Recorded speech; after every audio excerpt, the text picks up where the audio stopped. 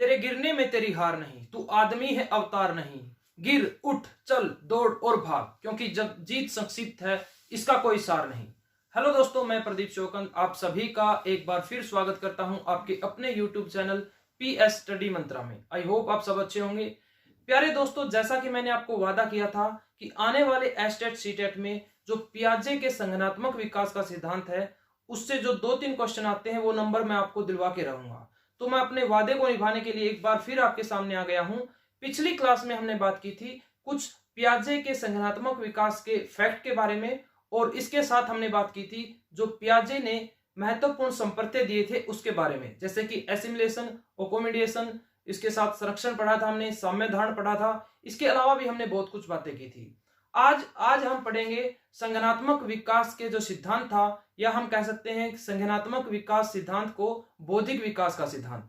एक तो सीधा सा क्वेश्चन आएगा कि संगठनात्मक विकास का सिद्धांत किसने दिया, और ऑप्शन में दिए होंगे आपके सामने पियाजे, कोलबर्ग, वाइगोत्स्की और थॉर्नडाइक। तो आपको सीधा सा टिक करना है जीन पियाजे ने, जिसका जन्म स्विट्जरलैंड में हुआ था, और जो एक जीव शास्त्री थे, उन्होंने खुद के बच्चों पर अध्ययन करके, उनका ऑब्जर्वेशन करके उनके बिहेव का, उसके बाद संज्ञानात्मक विकास का सिद्धांत दिया। और उसी सिद्धांत के आधार पर, उसी ऑब्जर्वेशन के आधार पर इन्होंने संज्ञानात्मक विकास की, बौद्धिक विकास की 4 अवस्थाएं बताई।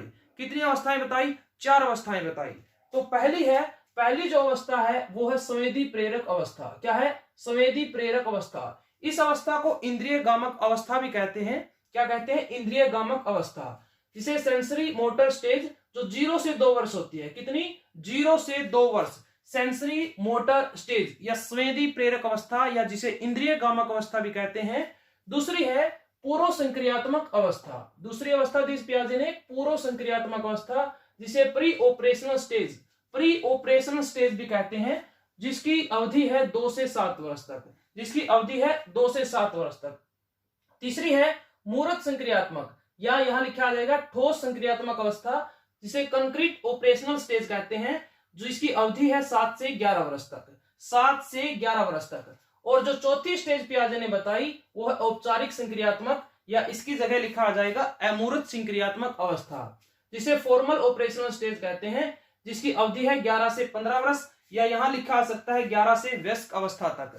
तो यहां से पीआरटी के अंदर लगभग चांस है कि इसी से आपके क्वेश्चन मिल जाए। टीजीटी पीजीटी में यहां से क्वेश्चन आने की संभावना कम है, उसके बारे में हम आगे बात करेंगे कि वो क्वेश्चन क्या क्या आ सकते हैं। तो सबसे पहले इनको रट लीजिए, रटना नहीं है, रटने के साथ साथ समझना भी है। तो कैसे याद रखेंगे इनको ऐसे याद रखेंगे SPCF, बिल्कुल SPCF। इनको हिंदी की बजाय इंग्लिश में याद करना है, हिंदी की बजाय आपको साथ साथ में इंग्लिश में जरूर याद रखना है, और साथ में आपको इनकी अवधि भी याद रखनी है। तो S सेंसरी, P से प्री ऑपरेशनल स्टेज, C से कंक्रीट और F से formal. S sensory motor stage अवधि कितनी है? 0 से 2 वर्ष। प्री ऑपरेशनल स्टेज अवधि है 2 से 7 वर्ष। कंक्रीट अवधि है 7 से 11 वर्ष, और फॉर्मल की अवधि है 11 से 15 वर्ष तक। 4 ऑप्शन दे देगा, उनमें मिलान करना बताएगा, या पूछ लेगा कि पूर्व संक्रियात्मक अवधि कब से कब तक है? 0 से 2, 2 से 7, 7 से 11, 11 से 15। तो आप किसको टिक करोगे? 2 से 7 को टिक करोगे। तो इस प्रकार के यहां से उल्ट पुलट के आपसे कुछ भी क्वेश्चन पूछ सकता है, मिलान करने पूछ सकता है, इनकी अवधि पूछ सकता है, या पहली स्टेज कौन सी है, दूसरी कौन सी है, तीसरी कौन सी है, या चौथी कौन सी है, ये भी पूछ सकता है। औपचारिक की जगह पर आपको अमूर्त भी लिखा मिल सकता है, मूर्त की जगह पर आपको ठोस भी लिखा मिल सकता है, और संवेदी प्रेरक की जगह आपको इंद्रिय गामक अवस्था भी लिखा मिल सकता है। तो ये क्वेश्चन एक से कई मतलब ज्यादा से ज्यादा क्वेश्चन यहां बनने की संभावना है। तो इनको याद कैसे रखोगे? SPCF। जैसे ही आप ऑप्शन में देखोगे आपको याद आ जाएगा कि S से क्या बनता है, P से क्या बनता है, C से क्या बनता है, और F से क्या बनता है। अब जो पियाजे ने संज्ञानात्मक विकास का सिद्धांत दिया या बौद्धिक विकास का सिद्धांत दिया, उसमें संज्ञान का अर्थ क्या होता है? संज्ञान का अर्थ होता है संवेदन, यानी संज्ञान के अंदर संवेदन, प्रत्यक्षण, प्रतिमा, धारणा, समस्या समाधान और चिंतन जैसी मानसिक प्रक्रियाएं शामिल होती हैं। ऐसा क्वेश्चन आएगा इसमें से कि संज्ञान में क्या क्या शामिल हैं। 4 ऑप्शन होंगे, इनमें से कोई ऑप्शन दे देगा और एक कुछ और दे देगा, शारीरिक विकास से रिलेटेड दे देगा या नैतिक विकास से रिलेटेड दे देगा, और उनमें से आपको छांटना पड़ेगा कि संज्ञान यानी कि मानसिक यानी कि बौद्धिक विकास से रिलेटेड क्या है। जो शैशवावस्था, बाल्यावस्था यानी कि विकास और वृद्धि का चैप्टर है, वहां से एक क्वेश्चन अक्सर पूछा जाता है, उनमें बड़ा इजी सा क्वेश्चन आता है और बच्चे वहां पर पजल हो जाते हैं कि इनमें से बौद्धिक विकास से संबंधित है या इनमें से बौद्धिक विकास से संबंधित नहीं है। तो यहां से आप वो क्वेश्चन सोल्व कर दे सकते हो, क्योंकि ये दोनों ये बात है जो विकास और वृद्धि के चैप्टर से ज्वाइंट हो जाती है, क्योंकि संज्ञान यानी कि जो बौद्धिक विकास है उसमें संवेदन, प्रत्यक्षण, प्रतिमा, धारणा, समस्या समाधान और चिंतन जैसी मानसिक प्रक्रियाएं शामिल होती हैं। चलिए इसके बाद जो क्वेश्चन बनेगा वो बनेगा इन स्टेज की विशेषताओं के बारे में। तो एक एक करके हम बात करते हैं। सबसे पहले बात करते हैं हमारी संवेदी प्रेरक अवस्था के, जिसकी अवधि है 0 से 2 वर्ष, जिसको सेंसोरी मोटर स्टेज कहा जाता है। ठीक है, तो पियाजे ने जो सेंसोरी मोटर स्टेज है यानी कि जो इंद्रिय गामक अवस्था है उसको 6 अवस्थाओं में बांटा, इनको 6 उप अवस्थाओं में बांटा, जिसमें पहली है स्टेज ऑफ रिफ्लेक्स एक्टिविटीज। क्या है? स्टेज ऑफ रिफ्लेक्स एक्टिविटीज, जिसकी अवधि है 0 से 1 माह, जिसकी अवधि है 0 से 1 माह। इसको हिंदी में बोलते हैं रिफ्लेक्स यानी प्रतिवर्ती और एक्टिविटीज यानी कि क्रियाएं, यानी कि जो प्रतिवर्त क्रियाओं की स्टेज, प्रतिवर्त क्रियाओं की स्टेज। उसके बाद stage of primary circular reaction, अवधि है 1 से 4 माह, यानी कि प्राइमरी प्राथमिक या प्रमुख बोलेंगे, सर्कुलर यानी कि वृत्तीय और रिएक्शन यानी कि प्रतिक्रियाएं, यानी कि प्रमुख वृत्तीय प्रतिक्रियाओं की अवस्था, अवधि है 1 से 4 माह। उसके बाद तीसरी स्टेज बताई इन्होंने, stage of secondary circular reaction, यानी कि सेकेंडरी यानी कि गौण वृत्तीय प्रतिक्रियाओं की अवस्था, 4 से 8 माह तक इनकी अवधि बताई। चौथी जो उप अवस्था इनकी बताई, stage of coordination of secondary schemata, यानी कि गौण सेकेंडरी यानी कि गौण स्कीमेटा के समन्वय की अवस्था, जिसकी अवधि है 8 से 12 माह। और पांचवी उप अवस्था बताई stage of tertiary circular reaction, यानी कि तृतीय वृत्तीय प्रतिक्रियाओं की अवस्था, जिसकी अवधि बताई पियाजे ने 12 से 18 माह। जो छठी स्टेज बताई वो है stage of invention of new means through mental combination, यानी कि मेंटल कॉम्बिनेशन मानसिक संयोग के द्वारा नए अर्थ की खोज करने की अवस्था, जिसकी अवधि है 18 से 24 माह। तो सबसे पहले इनकी अवधि याद करने का प्रयास करेंगे।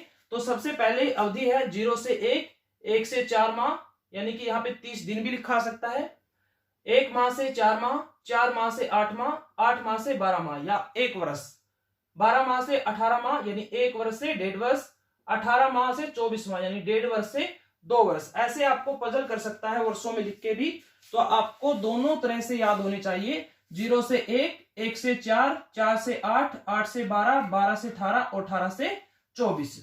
तो ये 6 की 6 उपअवस्थाएं हैं, इनको याद करने का प्रयास कीजिए। टीजीटी पीजीटी के अंदर यहां से क्वेश्चन पूछा जा सकता है, पीआरटी के अंदर इसकी विशेषताएं है, सीधी वही पूछता है कि इनमें से कौन सी विशेषता इंद्रिय गामक अवस्था से है। सबसे पहली विशेषता इसके नाम से ही पता चलता है कि संवेदी प्रेरक यानी कि संवेगों यानी कि इंद्रिय गामक अवस्था, यानी कि बच्चा इंद्रियों के माध्यम से सीखता है। किसके माध्यम से? इंद्रियों के माध्यम से सीखता है। जैसे कि पहली स्टेज थी स्टेज ऑफ रिफ्लेक्स एक्टिविटीज, यानी कि बच्चा इसमें अपनी जो शारीरिक जो क्रियाएं हैं, प्रतिक्रियाएं हैं, उनको दोहराने का प्रयास करेगा। जैसे कि किसी भी चीज को चूसने का प्रयास करना, यानी कि ज्यादातर बच्चा किसी भी वस्तु को हाथ लगते ही उसमें मुंह में लेने की, उसको चूसने की कोशिश करेगा। जैसे कि मैंने पहले भी बताया था, अगर कोई बच्चा किसी वस्तु को टच करते ही उसको मुंह में लेकर चूसने का प्रयास करता है, यानी कि वह खाने की प्रक्रिया से परिचित है और जो वस्तु उसे मिली है उसको वो खाने की वस्तु से जोड़ रहा है, यानी कि आत्मसात करना। और ये किसका एग्जाम्पल था? एसिमिलेशन का, आत्मसात्मीकरण का। दूसरी है stage of primary circular reaction, यानी कि प्रमुख वृत्तीय प्रतिक्रियाएं, यानी कि बच्चा जो रिफ्लेक्स एक्टिविटीज की थी उनको दोहराने का प्रयास करता है, उनसे नई चीजें सीखने का प्रयास करता है। प्राइमरी यानी प्रमुख इसको इसलिए बोलते हैं क्योंकि ये इसकी प्रमुख क्रियाएं होती हैं, और सर्कुलर इनको इसलिए बोलते हैं क्योंकि ये दोहराई जाती हैं, क्योंकि ये रिफ्लेक्स एक्टिविटीज ही दोहराई जाती हैं। तीसरी है stage of secondary circular reaction. Secondary यानी कि गौण, सर्कुलर यानी कि वृत्तीय, रिएक्शन यानी कि क्रियाएं।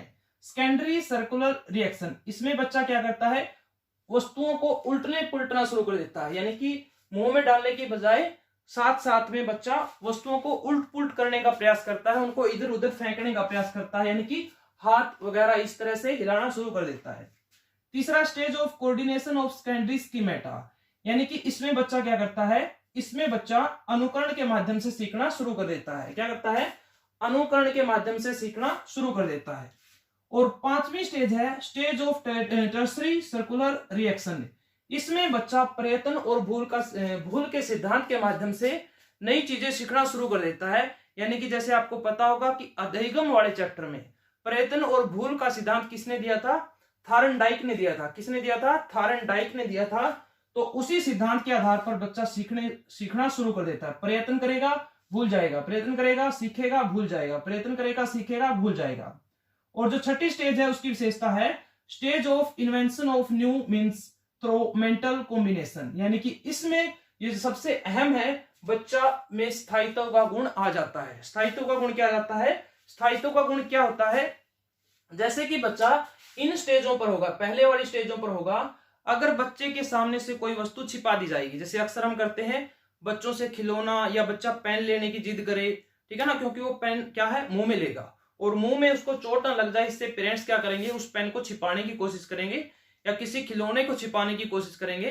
तो जैसे ही हमने, जैसे कि ये पेन है, ये पेन मैंने छुपा लिया, ठीक है ना, तो बच्चा इसको ढूंढने का प्रयास बिल्कुल भी नहीं करेगा। यानी कि बच्चे के सामने, जब तक बच्चे के सामने कोई वस्तु है तो उसका अस्तित्व है, अगर उसको छुपा लिया तो उस वस्तु का अस्तित्व समाप्त हो जाता है।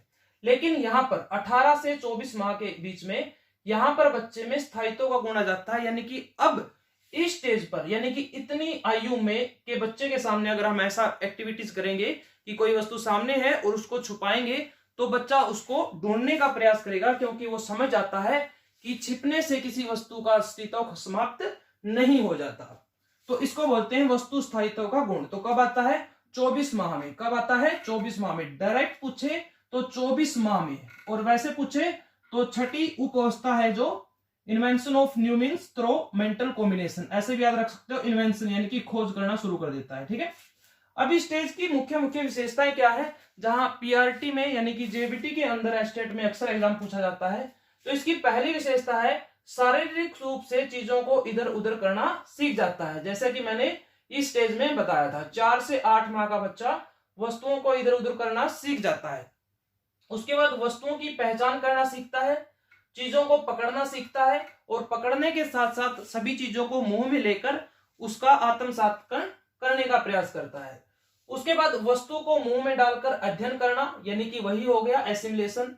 इंद्रियों के द्वारा सीखता है, ये इंपॉर्टेंट है, ये कई बार एग्जाम में पूछी गई है कि इंद्रियों के द्वारा सीखना किस अवस्था की विशेषता है। तो इंद्रियों के द्वारा सीखना सेंसरी मोटर स्टेज की विशेषता है, यानी कि संवेदी प्रेरक अवस्था की विशेषता है। उसके बाद वस्तु का स्थायित्व का गुण विकसित हो जाता है 18 से 24 माह में। अगर डायरेक्ट पूछे तो 24 माह के बच्चे में वस्तु के स्थायित्व का गुण आ जाता है, यानी कि वो बच्चा अगर किसी वस्तु को छिपा दे उसको ढूंढने का प्रयास करने लगता है।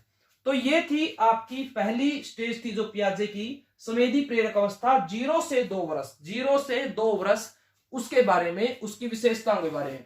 इनसे बाहर एक भी क्वेश्चन नहीं जाएगा, बिल्कुल मैं गारंटी देता हूं आपको। इनको बिल्कुल समझ के याद करो, आपका क्वेश्चन बिल्कुल भी गलत नहीं होगा। उसके बाद हम करते हैं दूसरी अवस्था, जो पियाजे ने संज्ञानात्मक विकास की दूसरी अवस्था बताई, वो है पूर्व संक्रियात्मक अवस्था, जिसकी अवधि है 2 से 7 वर्ष, जिसे क्या कहते हैं, pre operational stage. Pre operational stage. अब इसको पियाजे ने 2 उप अवस्थाओं में बांटकर बताया।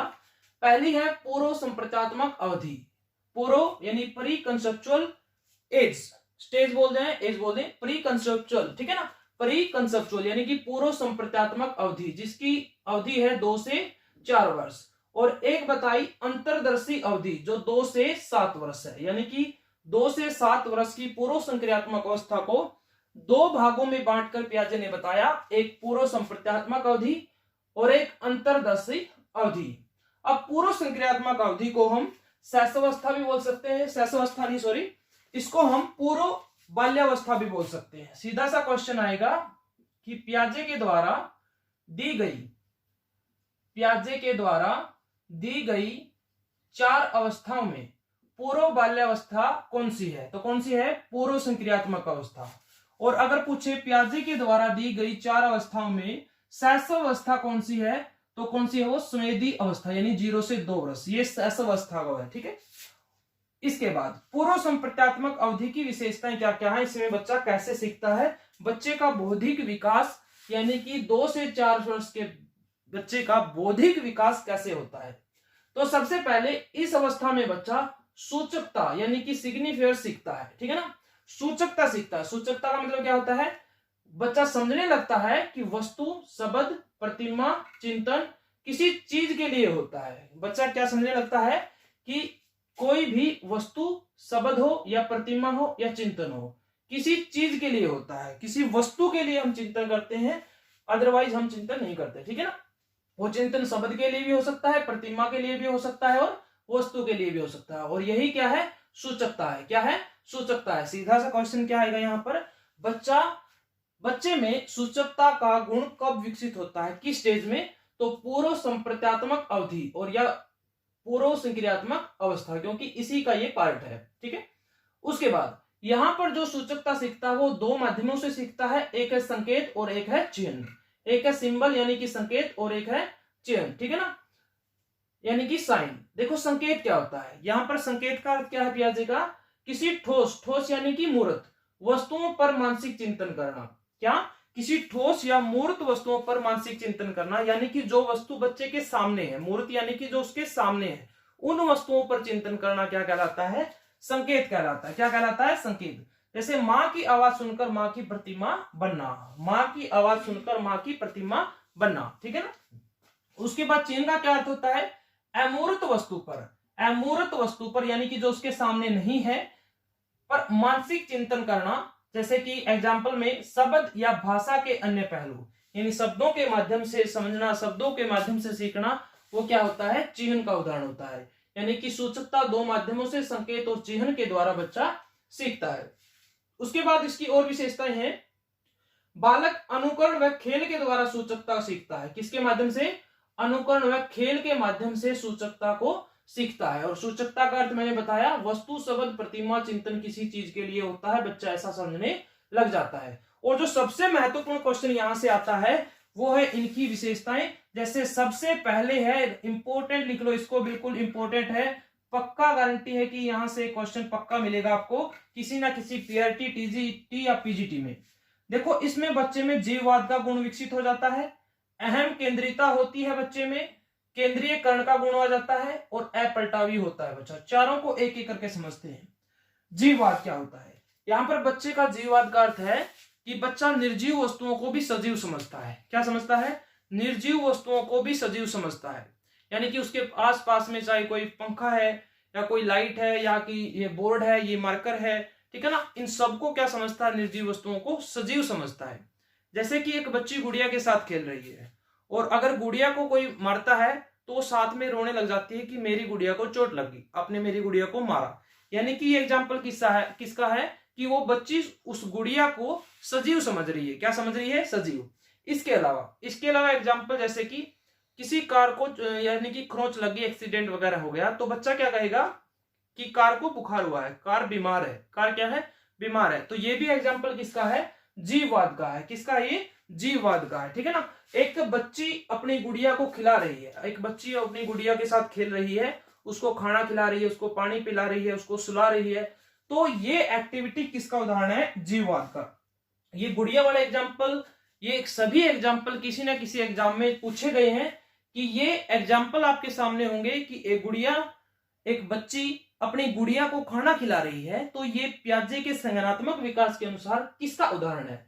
तो वो किसका उदाहरण है? जीववाद का। एक ही बात याद रखनी है, जीववाद का अर्थ होता है निर्जीव वस्तुओं को सजीव समझना, निर्जीव वस्तुओं को सजीव समझना। ठीक है ना, अभी आपको स्क्रीनशॉट बिल्कुल भी नहीं लेना है, नोट्स बनाने की कोई जरूरत नहीं है, क्योंकि इतना टाइम आपके पास अभी है नहीं कि आप इसको नोट करें या स्क्रीनशॉट लेके आप पढ़ें। मुझे पता है फोन में पता नहीं कितने स्क्रीनशॉट होते हैं, वो बिल्कुल भी नहीं पढ़े जाते, बिल्कुल भी नहीं पढ़े जाते। अभी आपको समझने की कोशिश करनी है, क्योंकि जो आप समझोगे, जो आप याद करोगे एग्जाम में, वही आपके काम आना है। अदरवाइज ये सभी बातें आपको किसी न किसी बुक में जरूर मिल जाएंगी, आपने पढ़ी भी होगी। जरूरत है तो यहाँ पर समझने की, कंसेप्ट क्लियर करने की, क्योंकि कंसेप्ट क्लियर करने के बाद आपके यहाँ से कोई भी क्वेश्चन गलत नहीं होगा।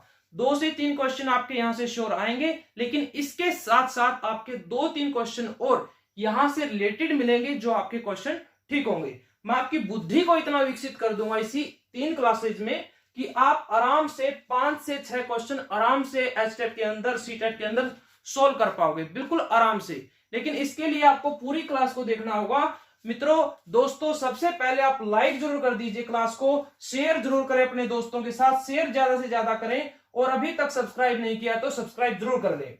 चलिए आगे बात करते हैं। जो दूसरा गुण है पूर्व संक्रियात्मक अवस्था का, वो है अहम केंद्रिता।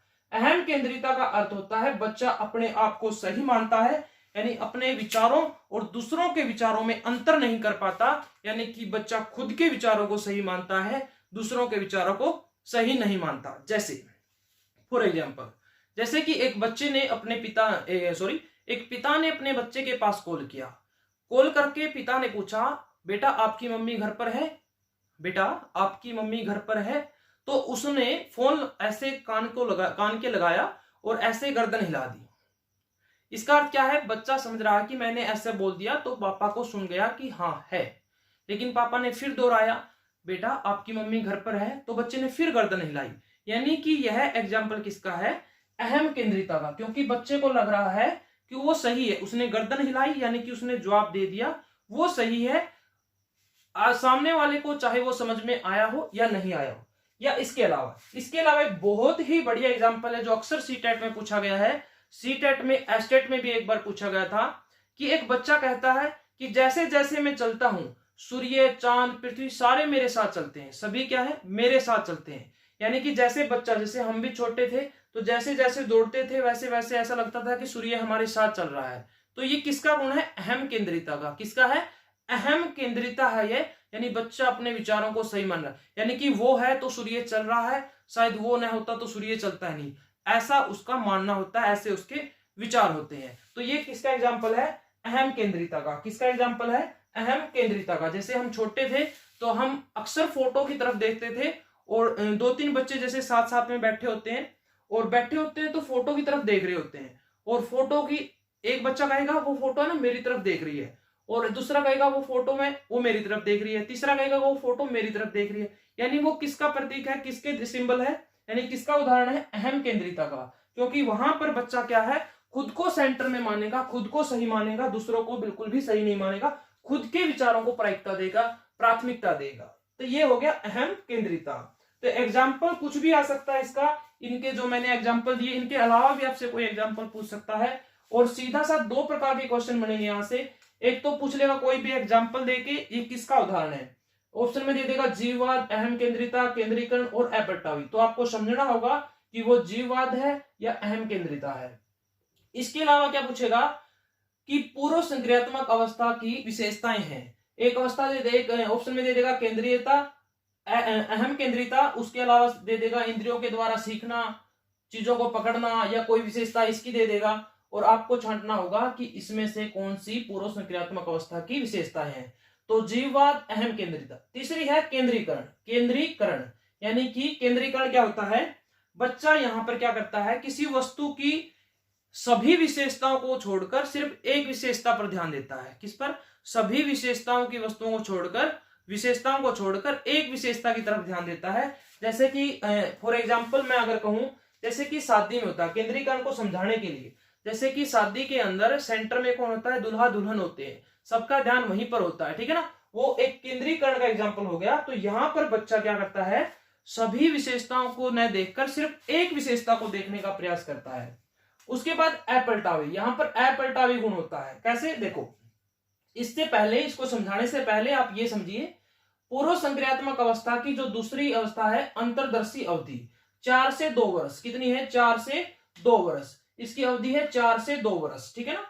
इसमें बच्चा क्या है? जोड़, घटा, गुणा, भाग सीख जाता है। आप देखिए 4 से 7 वर्ष तक, यानी कि बच्चा स्कूल में जाना शुरू कर देता है और स्कूल में जाते ही फर्स्ट सेकंड क्लास में होता है, तो वहां पर जोड़, घटा, गुणा और भाग सीख जाता है। लेकिन लेकिन परंतु इन मानसिक प्रक्रियाओं यानी इनको सीखते हुए इनके पीछे छिपे नियमों को नहीं समझ पाता।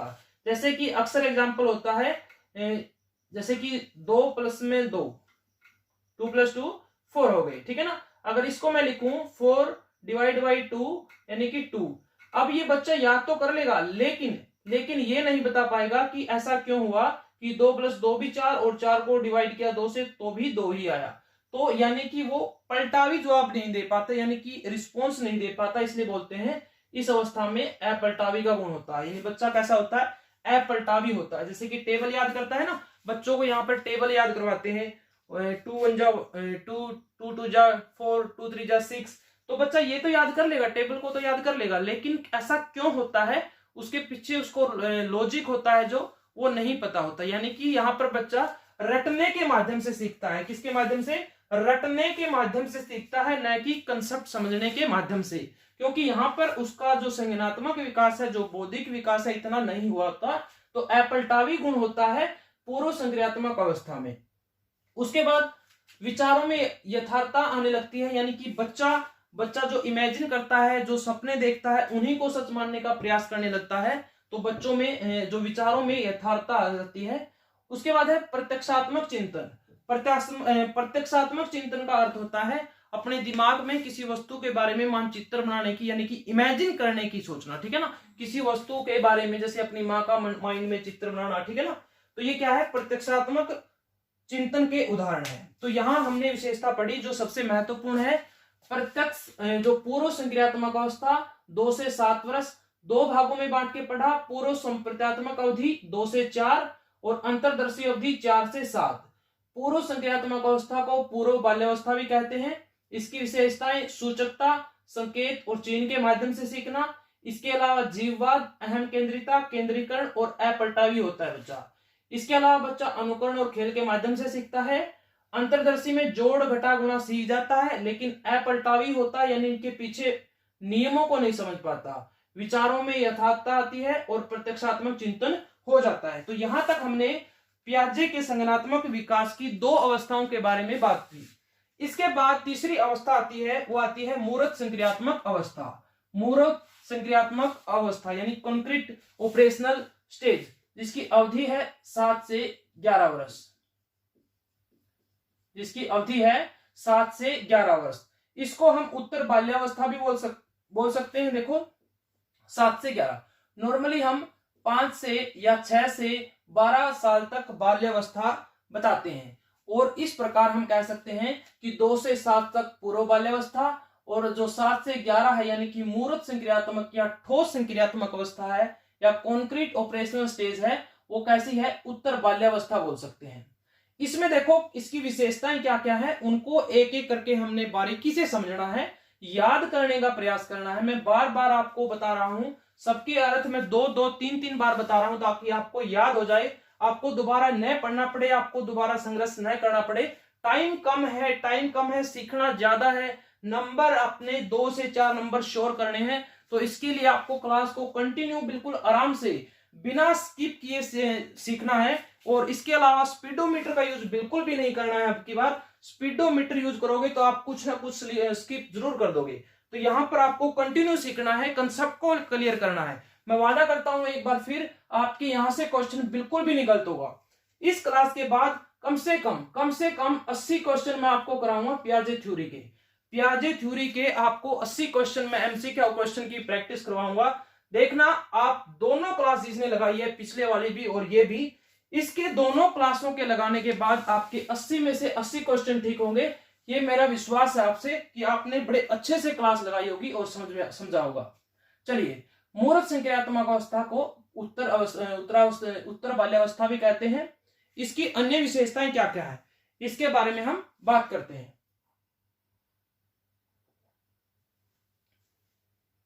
चलिए, सबसे पहले है यहां की सबसे पहली विशेषता है संरक्षण, संबंध और वर्गीकरण। तीनों को एक साथ समझते हैं। संरक्षण का क्या अर्थ होता है, यहां पर बच्चा समझने लग जाता है कि किसी वस्तु के रूप रंग में परिवर्तन करने से उसके मूल तत्वों में जो परिवर्तन होता है उन दोनों में अंतर, यानी कि कोई वस्तु है, उसका आकार चेंज कर दें, उसकी स्थिति चेंज कर दें या उसके रंग में परिवर्तन कर दें, तो उससे और एक मूल तत्व है उन दोनों में अंतर करना सीख जाता है। जैसे यहां से एग्जांपल क्या आता है, जैसे कि एक पानी का गिलास है, उस पानी के गिलास से एक छोटा और एक लंबा गिलास भर दिया, ठीक है ना, यानी कि पहले दो इक्वल, जैसे कि ये दोनों मार्कर है, ये पेन है, इन दोनों में पानी डाल दिया, तो बच्चा क्या कहेगा कि दोनों में बराबर है क्योंकि दोनों समान दिखाई दे रहे हैं। लेकिन फिर क्या किया, एक लंबा गिलास दे दिया और एक चौड़ा गिलास दे दिया, हालांकि पानी की मात्रा फिर भी सेम है, लेकिन बच्चा क्या करेगा, बड़े को चूज करेगा कि इसमें पानी की मात्रा ज्यादा है। लेकिन यहां पे संरक्षण का गुण आ जाता है। अगर मैं ये एग्जांपल देता तो इससे पहले संरक्षण का गुण नहीं था, तो वो बड़े गिलास को चुनता कि इसमें पानी ज्यादा है, क्योंकि उस समय संरक्षण का गुण नहीं होता, यानी कि रूप और रंग में परिवर्तन होने के बाद क्या फर्क पड़ता है वस्तु में, उसकी जानकारी उसे नहीं होती। लेकिन मूर्त संक्रियात्मक में संरक्षण का गुण होता है। अब यहां से इनडायरेक्टली क्वेश्चन पूछ लेता है, संरक्षण का गुण नहीं पूछ लेता है, और आप देखोगे कि संरक्षण का गुण तो सर ने मूर्त में पढ़ा था, तो आप मूर्त टिक करोगे, तो यहां पे गलत हो जाएगा। संरक्षण का गुण होता है मूर्त में, यहां पर संरक्षण का गुण बिल्कुल भी नहीं होता। तो इस प्रकार के क्वेश्चन भी आपसे पूछ सकता है। तो ये हो गया संरक्षण।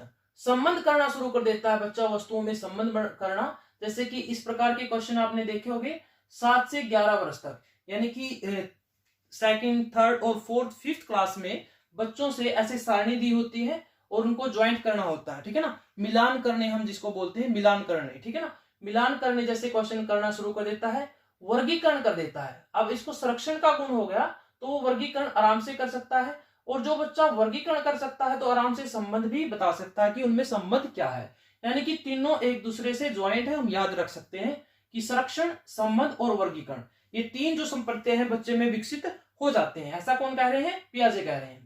एक अगली विशेषता है आत्म केंद्रिता को छोड़ देता है। देखो यहां पर जो आत्म केंद्रिता थी, यहां पर आत्म केंद्रिता को छोड़ दिया, तो दो तरह से क्वेश्चन बन गए। अहम केंद्रिता है जो, वो किस अवस्था की विशेषता है, तो पूर्व संक्रियात्मक अवस्था की। बच्चा अहम केंद्रिता को छोड़ देता है मूर्त संक्रियात्मक अवस्था में। तो ऐसे भी क्वेश्चन आपसे पूछ सकता है, तो ये क्वेश्चन वही सोल्व कर पाएंगे जिसने अच्छे से इस क्लास को लगाया होगा, और जो स्पीडोमीटर का यूज करेगा या क्लास को स्किप करेगा तो वो तो फिर मार खाएगा एग्जाम में, पक्का खाएगा एग्जाम में, ठीक है ना। मैं 10 साल के अपने अनुभव से बोल रहा हूं कि बच्चा ऐसी गलतियां अक्सर करते हैं, ठीक है ना, अक्सर ऐसी गलतियां करते हैं। हम हमेशा स्क्रीनशॉट लेकर पढ़ने की कोशिश करते हैं, स्पीडोमीटर का यूज करते हैं, लेकिन लर्निंग सीखना है जो, या क्या है, एक धैर्य बहुत जरूरी है, उसमें धैर्य बहुत जरूरी है, शांति बना के रखना बहुत जरूरी है, क्योंकि हर क्लास में हर बार हम कुछ ना कुछ जरूर सीखते हैं, लेकिन उसके लिए हमें धैर्य रखना बहुत जरूरी है। उसके बाद मूर्त, जो अगली विशेषता है वो है मूर्त वस्तुओं पर तार्किक चिंतन। बिल्कुल यहां पर बच्चा चिंतन करना शुरू कर देता है, बहुत बार क्वेश्चन में पूछा गया है ये। यहां पर मूर्त संक्रियात्मक अवस्था में बच्चा वस्तुओं पर तार्किक चिंतन करना शुरू कर देता है, लेकिन कैसी वस्तुओं पर, मूर्त, यानी कि जो बच्चे के सामने है, जो बच्चे के सामने है सिर्फ उन्हीं वस्तुओं पर वो चिंतन शुरू करेगा, जो उसके सामने नहीं है उस पर बच्चा चिंतन नहीं कर सकता। तो मूर्त वस्तुओं पर चिंतन शुरू कर देता है। नोट लगा लीजिए, इंपॉर्टेंट है, पक्का एग्जाम में कहीं ना कहीं आपको मिल सकता है। तो मूर्त वस्तुओं पर तार्किक चिंतन करना शुरू कर देता है, किस अवस्था की विशेषता है, मूर्त संक्रियात्मक अवस्था की। उसके बाद जो मूर्त संक्रियात्मक अवस्था की विशेषता है वो है विकेंद्रीकरण। क्या है, विकेंद्रण, यानी कि कौन सी विशेषता थी यहां पर सॉरी, यहां पर थी केंद्रीयकरण की विशेषता। यहां पर क्या थी, केंद्रीयकरण की विशेषता। लेकिन मूर्त संक्रियात्मक अवस्था में जो विकेंद्रण की विशेषता जाती है, यानी कि बच्चा यहां पर सिर्फ वस्तु की एक विशेषता की तरफ ध्यान कर रहा था, लेकिन यहां पर बच्चा वस्तु की जो विभिन्न विशेषताएं हैं उनकी तरफ ध्यान करना शुरू कर देता है। उसके बाद है आगमनात्मक तर्कणा। देखो इसको गहराई से समझने का प्रयास कीजिए। आगमन का मतलब होता है, एक आगमनात्मक विधि भी होती है, आगमन निगमन आपने पढ़ा होगा टीचिंग में। आगमन विधि क्या होती है, उदाहरण से नियम की तरफ, यानी कि पहले बच्चे के सामने हम उदाहरण रखते हैं और उदाहरण के द्वारा फिर वो नियम बनाने का प्रयास करता है। तो ये भी वही है आगमन, यानी अगर बच्चे से सामने किसी प्रकार का एग्जाम्पल रखते हैं तो बड़े आसानी से फिर नए नए क्वेश्चनों का जवाब दे देगा, यानी कि नियम बनाने का प्रयास करेगा, उस पर चिंतन करना शुरू कर देगा। जैसे अगर मैं बच्चे से सीधा पूछूं कि पर्यावरण को कैसे बचाया जा सकता है, तो शायद बच्चा उसके आंसर ना दे पाए। लेकिन मैं अगर बच्चों से कहूं कि पौधे हमारे लिए क्यों उपयोगी हैं, तो बच्चे के सामने एग्जाम्पल हो गया पौधे क्यों उपयोगी हैं, ठीक है ना, यानी कि पर्यावरण से कहीं ना कहीं संबंधित है। तो यहां पर बच्चा बोलेगा कि पौधे हमें ऑक्सीजन देते हैं, पौधे हमें फल देते हैं, इस तरह के एग्जाम्पल देगा। तो यानी कि यहां पर कौन सी तर्कणा यानी कि चिंतन शुरू हो जाता है, आगमनात्मक चिंतन शुरू हो जाता है। उसके बाद भाषा का पूर्णतः विकास हो जाता है। यहां पर क्या हो जाता है, मूर्त संक्रियात्मक अवस्था में भाषा का पूर्णतः विकास हो जाता है। आप आराम से अंदाजा भी लगा सकते हो क्योंकि टाइम क्या है 7 से 11, यहां पर भाषा का पूर्णतः विकास हो जाता है। हालांकि भाषा का विकास शुरू यहां भी हो जाता है, 7 वर्ष तक की आयु का बच्चा आराम से बहुत शब्द बोल सकता है, पढ़ना भी शुरू कर देता है क्योंकि स्कूल में यही जाने लग जाता है, लेकिन पूर्णतः विकास हो जाता है यहां तक, ठीक है। उसके अलावा नई विशेषता है तरल यानी कि लिक्विड, लंबाई यानी कि लेंथ, वेट यानी भार, तत्व यानी एलिमेंट, संप्रत्यों पर चिंतन करना शुरू कर देता है। तरल वस्तुओं पर, लंबाई पर, भार पर, तत्वों पर, इन सभी पर चिंतन करना शुरू कर देता है। और यही तो क्या था, संरक्षण था। यही तो क्या था, संरक्षण था। यानी कि बच्चे को अगर लिक्विड का नॉलेज हो गई, लंबाई की नॉलेज हो गई, भार की नॉलेज होगी, तत्वों की नॉलेज होगी, तो आराम से वो सम्मत भी बना सकता है, वर्गीकरण भी कर सकता है, यानी कि वो संरक्षण का गुण उसमें विकसित हो गया है, ठीक है। उसके अलावा है वस्तुओं की लंबाई व भार के अनुसार आरोही यानी कि असेंडिंग और डिसेंडिंग क्रम में लिख सकता है। अगर वस्तुओं को अगर बच्चे को लंबाई की नॉलेज हो गई, भार की नॉलेज हो गई, तो बच्चा वस्तुओं को आराम से आरोही और अवरोही में यानी कि वस्तुओं को लगा सकता है। जैसे कि कुछ लकड़ियां दे दी या कुछ बॉल दे दी, तो उसको डिसेंडिंग असेंडिंग यानी कि लंबाई या वेट के आधार पर अलग अलग कर सकता है। तो ये सभी विशेषताएं किसकी थी, मूर्त संक्रियात्मक अवस्था की। तो 7 से 11 वर्ष थे, यानी कॉन्क्रीट संक्रियात्मक अवस्था को उत्तर बाल्यावस्था भी कहते हैं। संरक्षण, संबंध, वर्गीकरण किसकी विशेषता है, मूर्त संक्रियात्मक की। आत्म केंद्रिता को छोड़ देता, अहम केंद्रिता को छोड़ देता है मूर्त संक्रियात्मक अवस्था में। अहम केंद्रिता किसकी विशेषता है, पूर्व संक्रियात्मक अवस्था की। विकेंद्रण क्या होता है, सभी वस्तु के सभी गुणों की तरफ ध्यान देना, विशेषताओं की तरफ ध्यान देना। आगमनात्मक यानी कि उदाहरण देने के बाद बच्चा नियम बनाने की कोशिश करता है। भाषा का पूर्ण विकास हो जाता है। तरल, लंबाई, भार, तत्वों, संप्रत्यों पर चिंतन करना शुरू कर देता है और लंबाई व भार के अनुसार असेंडिंग और डिसेंडिंग, आरोही और अवरोही में क्रम में वस्तुओं को लगा सकता है। उसके बाद जो अंतिम जो हमारी स्टेज है वो है औपचारिक संक्रियात्मक अवस्था यानी कि फॉर्मल ऑपरेशनल स्टेज, जिसकी अवधि है 11 से 15 वर्ष, या आपको लिखा मिल सकता है यहाँ 11 से वयस्क अवस्था तक, ठीक है। इसकी पहली विशेषता, पहला तो इसको क्या कौन सी स्टेज बोलेंगे, किशोरावस्था भी कह सकते हैं। क्या बोल सकते हैं, किशोरावस्था भी बोल सकते हैं। दूसरा, अमूर्त चिंतन पूर्ण विकसित होगा, अमूर्त चिंतन पूर्ण विकसित हो जाता है। यहां पर चिंतन कैसा था, मूर्त, यहां पर बच्चा अमूर्त चिंतन शुरू कर देता है, यानी कि जो वस्तुएं उसके सामने नहीं है उसके बारे में भी चिंतन शुरू कर देता है। इसके अलावा निगमन या परिकाल्पनिक तर्कणा हो जाती है। यहां पर क्या थी, आगमन थी, यहां पर आगमन थी, यहां पर निगमन, यानी कि वो नियम से उदाहरण की तरफ भी जा सकता है, नियम से उदाहरण बना सकता है, यानी सीधे नियमों का यूज कर सकता है। उसके बाद समझ का स्थानांतरण कर सकता है, यानी कि सामान्यीकरण कर सकता है। पिछली क्लास में भी मैंने बताया था सामान्यीकरण क्या होता है, एक स्थान पर सीखी गई कोई चीज उसी ज्ञान का दूसरी सेम सिचुएशन में प्रयोग करना, वो क्या होता है, सामान्यीकरण। तो यहां पर बच्चा समझ का स्थानांतरण यानी सामान्यीकरण करना सीख जाता है। इसके अलावा है अन्य अवस्थाओं की तुलना में अधिक परिवर्त्य यानी कि वेरिएबल हो जाता है। यह स्टेज होती है जो फॉर्मल ऑपरेशनल स्टेज होती है। इन सभी अवस्थाओं की बजाय वेरिएबल ज्यादा होती है। और लास्ट जो इसकी विशेषता है वो है शिक्षा के स्तर से सीधा प्रभावित। जो फॉर्मल स्टेज है, औपचारिक संक्रियात्मक अवस्था है, वो शिक्षा के स्तर से सीधा प्रभावित होती है।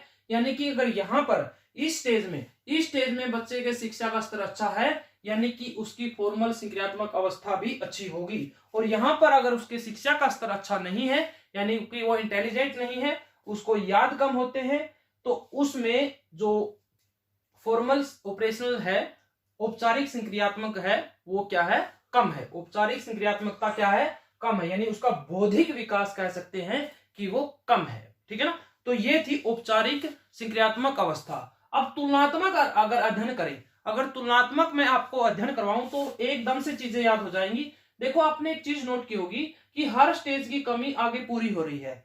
एक स्टेज में जो कमी थी वो आगे पूरी होगी, इस स्टेज की कमी यहां पर पूरी होगी, इस स्टेज की कमी यहां पर पूरी होगी। यानी कि कुछ चीजें यहां थी, ये यहां पर आकर छूट गई, ये यहां पर छूट गई। ठीक है ना। जैसे कि यहाँ पर अहम केंद्रिता थी, यहाँ पर अहम केंद्रिता उन्होंने छोड़ दी। यहाँ पर मूर्त वस्तुओं पर चिंतन करता था, यहाँ पर अमूर्त वस्तुओं के बारे में चिंतन शुरू कर दिया। यहाँ पे अपलटावी था, यहाँ पे पलटावी का गुण आ जाता है। नोट कर लीजिए, पलटावी का गुण विकसित हो जाता है। ठीक है ना। पलटावी का गुण विकसित मूर्त संक्रियात्मक अवस्था में, और बच्चा अपलटावी होता है पूर्व संक्रियात्मक अवस्था में। ठीक है ना, यानी कि प्री ऑपरेशनल स्टेज में। इसके अलावा यहाँ पर क्या होता है, विचारों में यहाँ पर मूर्त वस्तुओं पर चिंतन करता है, यहाँ पर अमूर्त। ठीक है ना। इसके अलावा एक क्वेश्चन, ये शैशवावस्था, ये पूर्व बाल्यावस्था, ये उत्तर बाल्यावस्था, और ये किशोरावस्था। यहाँ पर आगमन तर्कणा थी, यहाँ पर निगमन हो गई। ठीक है ना। भाषा का पूर्ण विकास होगा, यानी कि इन सभी स्टेज की कमी कहां पर पूरी होगी, फॉर्मल स्टेज में यहाँ पर कंप्लीट होगी। तो ये थी पियाजे के संज्ञानात्मक विकास की 4 अवस्थाएं, सेंसरी, प्री ऑपरेशनल यानी कि पूर्व संक्रियात्मक, कंक्रीट और फॉर्मल, यानी कि SPCF, 0 से 2, 2 से 7, 7 से 11, 11 से 15। तो यहां से पॉसिबिलिटी है कि आपके क्वेश्चन पक्का से पक्का आए। ठीक है ना। यहां से पूरी पॉसिबिलिटी है कि यहां से क्वेश्चन आएंगे। ठीक है ना। इसके अलावा एक क्वेश्चन जो आपका बचता है, वो बचता है पियाजे की सिद्धांत की आलोचनाओं से, और एक पियाजे के जो सिद्धांत है संज्ञानात्मक विकास का सिद्धांत, उसकी विशेषताओं से। तो चलिए इसके बाद हम बात करते हैं पियाजे की कुछ आलोचनाएं हुई है उनके बारे में, और इनकी कुछ शैक्षिक महत्व के बारे में। बिल्कुल, उसके बाद हम बात करते हैं पियाजे के जो संज्ञानात्मक विकास का सिद्धांत दिया उसकी आलोचनाओं के बारे में, कि पियाजे के जो संज्ञानात्मक विकास है उनकी किस किस आधार पर किस ने आलोचना की। तो चलिए उनके बारे में बात करते हैं। यहाँ से सीटेट के अंदर अक्सर क्वेश्चन पूछा जाता है, लेकिन आजकल एसटेट में भी इस तरह के क्वेश्चन पूछे जाने लगे हैं। पिछली बार पीजीटी में और टीजीटी में इस प्रकार के क्वेश्चन पूछे गए थे। तो सबसे पहले आलोचना हुई कि पियाजे क्या कहते हैं, पियाजे ने समाज और संस्कृति पर कम ध्यान दिया है, समाज और संस्कृति पर बिल्कुल भी कम ध्यान दिया है। जैसा कि हमने पूरा का पूरा जो संज्ञानात्मक विकास पढ़ा है, उसमें हमने कहीं भी सामाजिक या संस्कृति के बारे में चर्चा नहीं की। यानी कि इसी आधार पर अन्य जो मनोवैज्ञानिक थे उन्होंने इस सिद्धांत की आलोचना की है, क्योंकि पियाजे ने संज्ञानात्मक और संस्कृति को कम महत्व दिया है। वहीं वाइगोत्स्की का सिद्धांत पढ़े तो उन्होंने सामाजिक और सांस्कृतिक महत्व को ज्यादा महत्व दिया, यानी कि उनको ज्यादा महत्व दिया है। तो दूसरी आलोचना है पियाजे के अनुसार संज्ञानात्मक विकास तत्व और असतत्व, यानी लगातार कंटिन्यू और असतत्व दोनों ही होता है, दोनों ही प्रकार से होता है, सतत्वी और असतत्वी। उनका कहना था किसी एक अवस्था में संज्ञानात्मक विकास की प्रक्रिया सतत और उत्तरोत्तर बढ़ने वाली होती है, यानी लगातार बढ़ने वाली होती है। एक स्टेज से दूसरी स्टेज पर वह बढ़ेगी, लेकिन परंतु एक अवस्था से दूसरी अवस्था से यह विकास असतत या गुणात्मक रूप से भिन्न होता है। यहाँ पर गड़बड़ हो गई। यहाँ पर गड़बड़ क्या हो गई, पियाजे ने यह बोल दिया कि जो पूर्व संक्रियात्मक अवस्था है, मूर्त संक्रियात्मक है या औपचारिक है या इंद्रिय कामक है, इन तीनों में जो विकास होता है वो एक दूसरे से भिन्न होता है, यानी कि एक दूसरे से जुड़ा नहीं होता। और यहीं पर मनोवैज्ञानिकों ने इनकी आलोचना की। आलोचक क्या कहते हैं कि जो भी हम संज्ञानात्मक विकास दूसरी, तीसरी और चौथी अवस्था में, यानी कि SPCF चौथी अवस्था में देखते हैं, वह ठीक पहले की अवस्था में पूर्णतः अलग नहीं होता, बिल्कुल नहीं होता। क्योंकि ये हम भी अंदाजा लगा सकते हैं कि जो चीजें सेंसरी में सीखी थी वहां पर जो प्री ऑपरेशनल वहां पर हेल्पफुल हुई, और यहाँ की सीखी चीजें यहाँ पर, और यहाँ की सीखी चीजें यहाँ पर। जैसे कि यहाँ आगमन था, यहाँ पर निगमन हो गया, यहाँ पर एक जगह विकेंद्रण था, वहां पर केंद्रण हो गया, एक जगह मूर्त था, एक जगह मूर्त हो गया। तो कहीं ना कहीं एक दूसरे से जुड़ी है, अलग बिल्कुल भी नहीं है, क्योंकि जब तक मूर्त चिंतन नहीं होगा तब तक अमूर्त चिंतन कैसे विकसित कर लेगा, बिल्कुल नहीं होगा। तो कहीं ना कहीं एक दूसरे से जुड़े हुए हैं। तो इसी आधार पर कि इन्होंने कहा कि विकास है, जो संज्ञानात्मक विकास है, वो एक स्टेज से दूसरी स्टेज से भिन्न होता है, यानी कि अलग होता है। और इसी आधार पर इनकी आलोचना हुई। पहला, समाज और संस्कृति पर महत्व नहीं दिया। तीसरी जो आलोचना है वो गैलमैन ने की। संरक्षण से संबंधित साधारण प्रश्न पूछे गए जिनका जवाब बच्चों ने दिया। देखो पियाजे क्या कहते हैं कि अगर बच्चे से संरक्षण के नियम जो कुछ क्वेश्चन पूछे जिनका जवाब बच्चे नहीं दे पाए, तो पियाजे का कहना था कि जो बच्चे जो उनका जवाब नहीं दे पाए उनका संज्ञानात्मक विकास कम हुआ है। लेकिन गैलमैन ने जब परीक्षण किया तो उन्होंने कहा कि संरक्षण से संबंधित साधारण प्रश्न पूछे गए उन्हीं बच्चों से जब संरक्षण के बारे में आसान भाषा में सवाल पूछे गए जिनका जवाब बच्चों ने दे दिया। तो संरक्षण के ऊपर भी, पियाजे के संरक्षण के ऊपर भी गैलमैन ने इनकी आलोचना की है। और चौथी आलोचना, ये क्वेश्चन पूछा गया था कि पियाजे के सिद्धांत की आलोचना किसने की है, तो गैलमैन ने की है। किसके आधार पर? संरक्षण के आधार पर, क्योंकि इन्होंने बताया कि साधारण भाषा में अगर संरक्षण से संबंधित प्रश्न पूछे तो बच्चे जवाब दे देते हैं, लेकिन पियाजे कहते हैं कि जो बच्चे जवाब नहीं दे पाते उनका संज्ञानात्मक विकास कम है।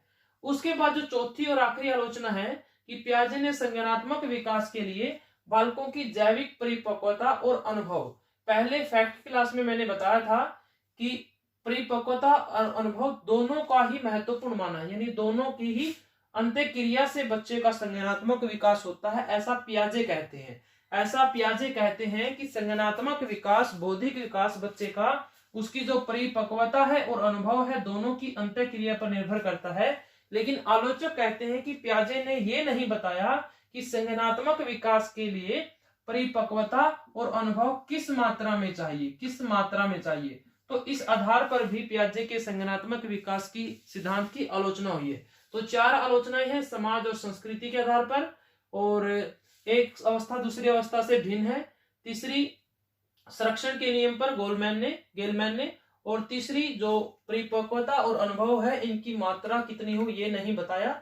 इस आधार पर संज्ञानात्मक विकास की सिद्धांत की आलोचना हुई है। तो यहां से क्वेश्चन सीधा से आएगा, 4 ऑप्शन दे देंगे। यहाँ पर कंसेप्चुअल क्वेश्चन आता है, सीटेट में अक्सर पूछे जाते हैं, तो यहाँ से कोई ना कोई आपको एक ऑप्शन में जरूर मिलेगा, आप आराम से समझ जाओगे क्वेश्चन को कि क्या पूछना चाह रहा है।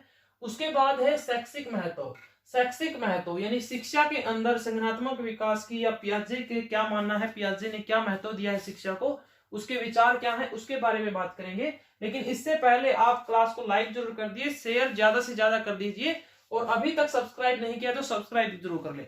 और अभी तक आपने पिछली क्लास नहीं लगाई है तो डिस्क्रिप्शन में उसका लिंक है, आप जाइए पीछे की क्लास को देखिए। यहाँ से बिल्कुल 2 से 4 क्वेश्चन पक्का आएंगे, पक्का क्वेश्चन आएंगे। जब आप क्वेश्चन मिलेंगे एग्जाम में तो आप मुझे जरूर याद करोगे कि सर ने बताया था, और वो क्वेश्चन आपके जरूर ठीक होंगे अगर आप ये दोनों की दोनों क्लास लगा के, और जो तीसरी क्लास होगी MC क्या होगी वो क्लास लगाओगे, तो आराम से आपके 2 से 4 क्वेश्चन आराम से ठीक होंगे।